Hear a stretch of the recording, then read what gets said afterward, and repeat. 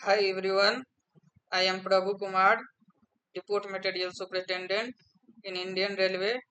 Currently I am working in Lilwa workshop. तो आज का वीडियो स्पेशल होने वाली है। ये आज हम बात करेंगे कि एक डीएमएस को किस तरह से वर्क करना पड़ता है। बहुत लोग को सही से पता नहीं होता है। इतना कुछ पता होता है कि ये स्टोर को मैनेज करते हैं, लेकिन इनका जो वर्क प्रोसेस होता है बहुत ही क्रिटिकल होता है। यानी यानी बहुत ही उसको ऑनलाइन ऑफलाइन प्रोसेस से गुजरना होता है। बहुत सारे प्रोसेस होते हैं, तो हम लोग इन्हीं के रिगार्डिंग बात करेंगे। वीडियो लंबी हो सकती है, हो सकता है कि वीडियो का जो कंप्लीट जो प्रोसेस है वो उसको दो पार्ट में हम लोग कर सकते हैं, बट ये पहला पार्ट है। तो मैं चाहूँगा कि इसका एक ओवरव्यू दे दें ताकि आपको बेसिक जो प्रोसेस है समझ में आ जाए। और यदि आपको जो है पूरा डिटेल में जानना है तो भी आप कमेंट करेंगे, तो आपको सारा प्रोसेस को और भी डिटेल में बता देंगे।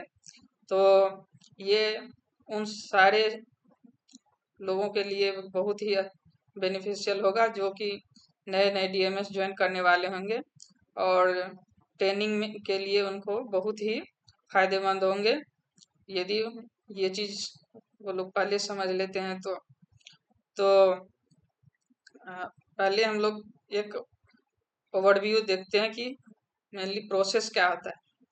तो देखिए, पहली बात है कि हम लोग को कहीं से भी यदि कोई चीज सामान का जरूरत होता है तो ही उसको हम लोग क्या करते हैं, कहीं से मंगवाते हैं।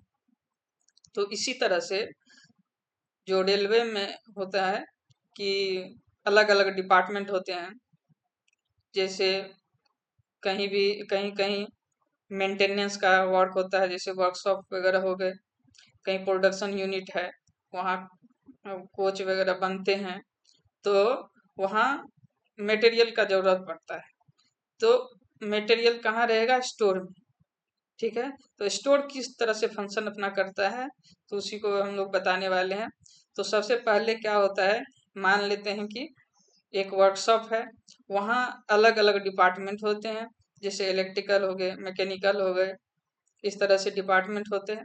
ये लोग क्या करते हैं, तो अपने एनुअल कंजप्शन के अकॉर्डिंग जितना उसका एनुअल कंजम्पशन होगा उसके आधार पर एक जो है एमसी करके, मतलब मंथली कंजम्पशन या एनुअल कंजम्पशन करके एक जो है डाटा भेजते हैं लेजर सेक्शन को। मतलब जो जो ये स्टोर में एक लेजर सेक्शन होता है उसको भेजते हैं।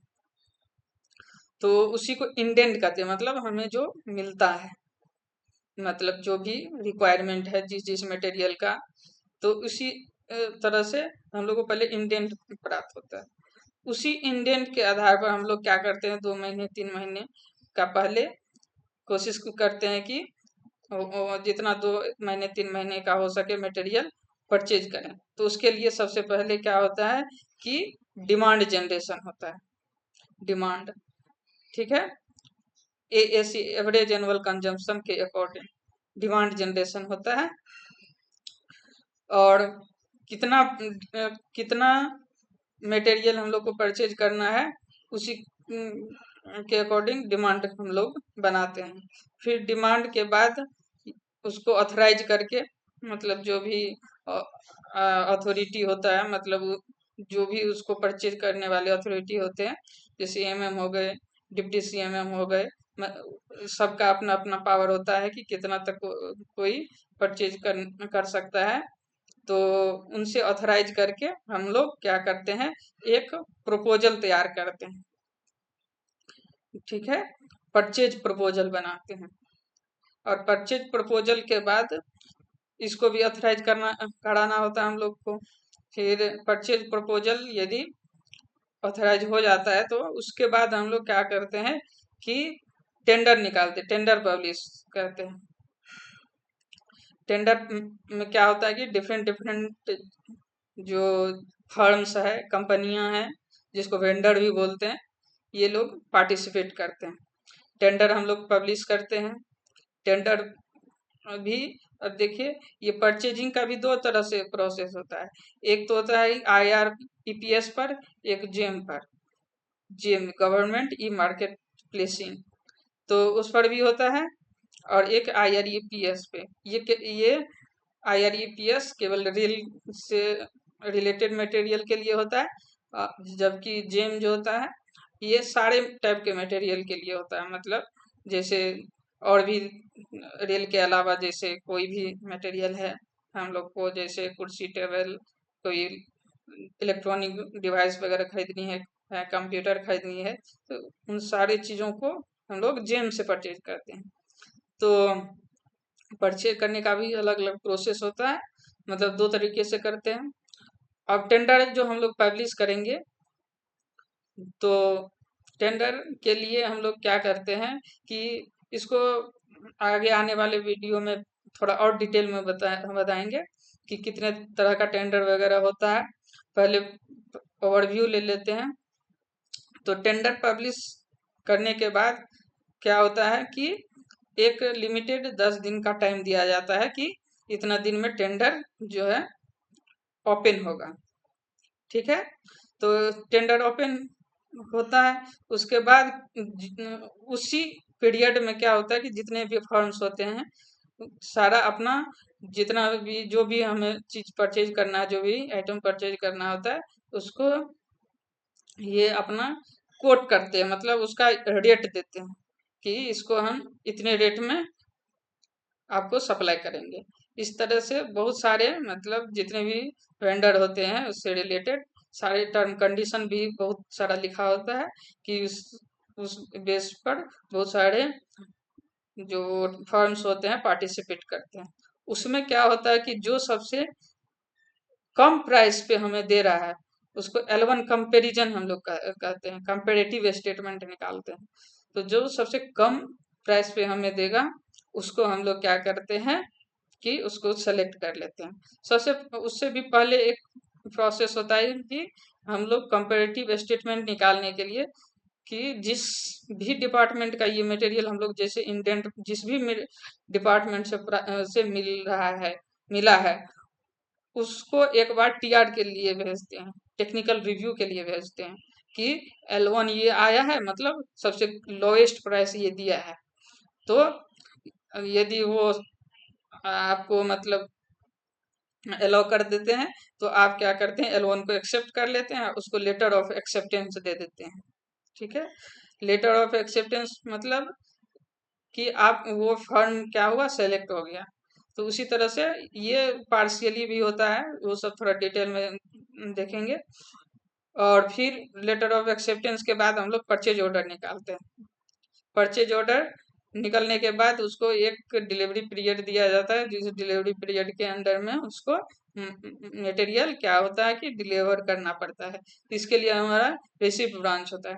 अब रिसिप्ट ब्रांच का भी अलग बहुत तरह का फंक्शन होता है कि क्या क्या उसको किस तरह से उसको जो है ऑनलाइन या ऑफलाइन जो प्रोसेस है, बहुत सारा प्रोसेस है, उसको डिटेल में हम लोग नेक्स्ट वीडियो में बात करेंगे। तो इस तरह से हम लोग क्या करते हैं, उसको मटेरियल रिसीव करते हैं। और फिर जिस भी वार्ड बने होते हैं स्टोर में, तो जिस भी वार्ड का वो मटेरियल होता है, उस वार्ड को भेज दिया जाता है। वार्ड अपना RO करते हैं, मतलब रिसीव ऑर्डर मतलब RO करते हैं। उसके बाद क्या होता है कि हमारे सिस्टम में वो जितना भी क्वांटिटी है ऐड हो जाता है।